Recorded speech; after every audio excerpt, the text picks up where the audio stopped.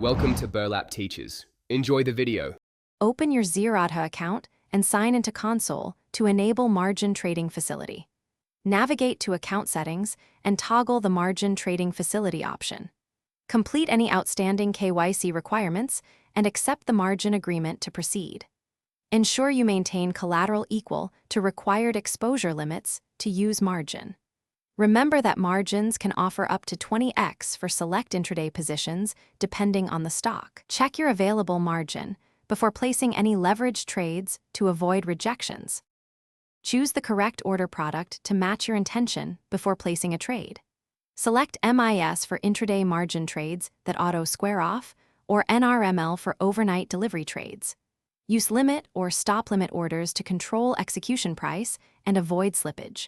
Review the leverage and margin utilization shown on the order ticket before submitting the order. Set realistic stop-loss levels and alerts to manage risk and avoid forced exits. Monitor positions continuously through Kite to observe margin calls and auto-square-off triggers. Understand the fee structure before using margin to avoid unexpected costs and losses. Zerodha charges brokerage and exchanges levy charges as part of trade settlement. Additional taxes include SDT and GST and can impact net returns on leveraged trades. Be aware that margin shortfalls trigger margin calls and automatic square-off by close of trading. Maintain sufficient pay-in funds and collateral to cover potential intraday swings and overnight requirements.